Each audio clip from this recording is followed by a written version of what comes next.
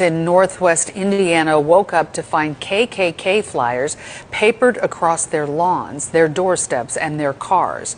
The Trinity White Knights of the Ku Klux Klan have claimed responsibility for the flyers, saying they're merely informative. The flyers advise undocumented immigrants to leave the country before Inauguration Day or face deportation.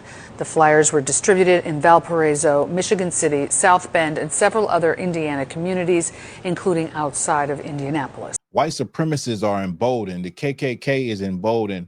And, they're pushing their rhetoric and they're saying what they want to say and they letting it be shown, just like the last presidency that Trump had. You remember, like, you've seen, white folks really coming out and showing their true colors and, saying the things that they've been wanting to say for so long. That's deep inside of them. It's been waiting. It's been, they've been holding it back, and now they're just unleashing. Now they didn't put out these flyers saying that these people, immigrants, need to go. They need to go.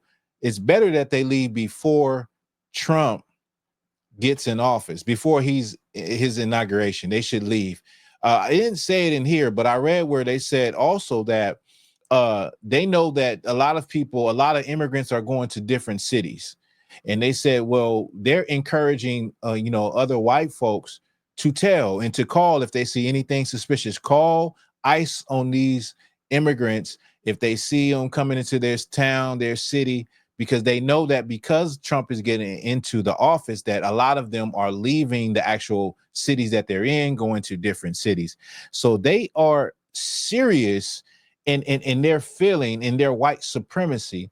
And you have to really think about that because, many people think that Trump is just winning because of his policies, but Trump didn't just win because of his policies.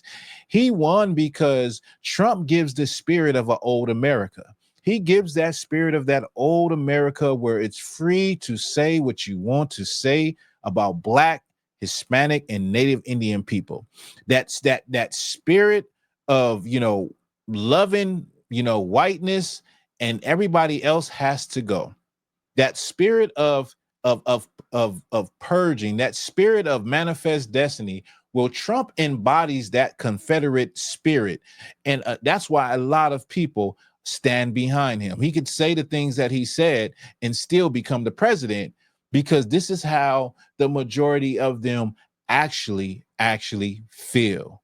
Now, when it comes to, I've said this before, when it comes to who the president is and how these people feel, I already know what time it is. The problem is that Black people don't know what time it is, especially Black people that wanted to vote Democrat and follow Kamala Harris, or Black people that voted for Donald Trump. Because at the end of the day, you are going to end up on the bad end of the stick anyway, even if you voted for him. Now they're talking about pushing, and let me just say, there was a lot of Black Republicans that pushed for the campaign of Donald Trump, that was on CNN and on Fox and talking and going to radio stations and talking. And Trump didn't use none of them for his cabinet. His cabinet is all right. It's all white. It's no Black people. All of those Black people that was for Trump, all of them, none of them got a job. None of them has gotten a job and got put on the administration. Ain't that something? He used them for a means to an end, meaning they thought that they were going to get a job and get hired and be part of the administration and all that. Well, then they didn't get no calls. But the point is that whether you're a Black person that voted Democrat or Republican, none of it actually makes sense, because they're two sides of the same evil coin. Okay. Now, another thing I wanted to bring out about this is that they're pushing for the immigrants to get out, right?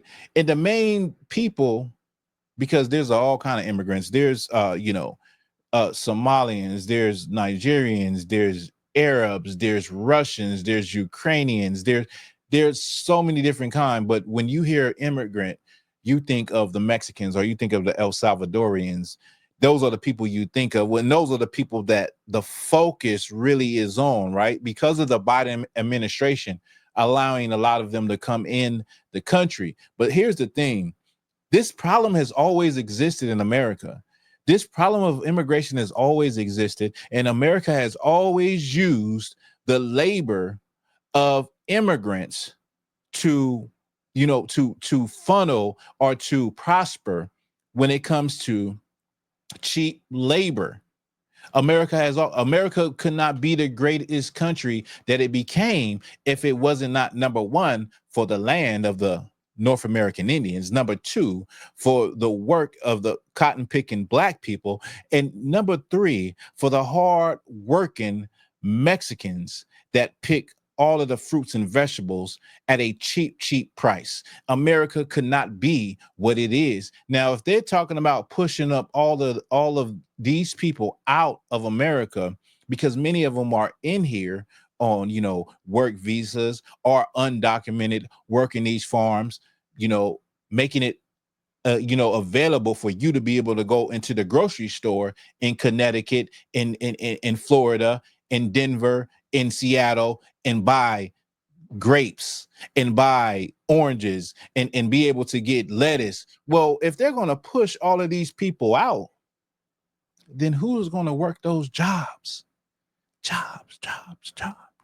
Who's going to work those jobs, y'all? Now I got an interesting video I want to play. So tired, I'm missing my own bag. I don't feel it in my legs, but boy, right in my lower back. I tell you there, and in my forearms, just from like this repetitive motion of like.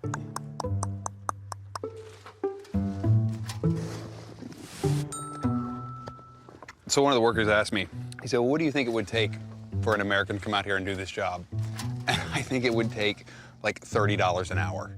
Because after being here, I tell you what, I don't think most of you would do this job. They're aware many people believe Mexican immigrants take away American jobs. But over the years on this ranch, ¿Cuántos americanos? Ni uno.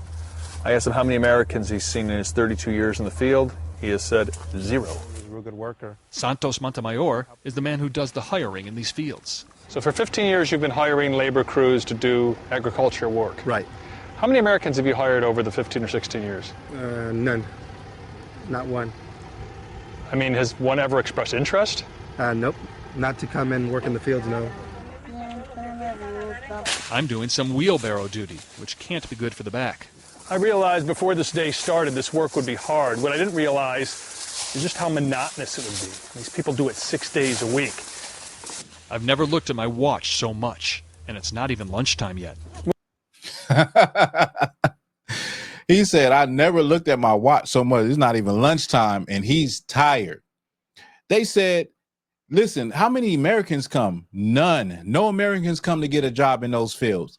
My question was, if the KKK is trying to kick out these immigrants and push them out, who is going to work these jobs? Who do you think is going to work these jobs? And this is even posed to black people, because you got a lot of black Democrats that were saying, they were so upset that Kamala Harris did not win, especially on D.L. Hughley. D.L. Hughley, his channel, he has a stout following of Democratic black robots that said, well, I don't care. Well, whatever happens, they get deported or whatever the case may be.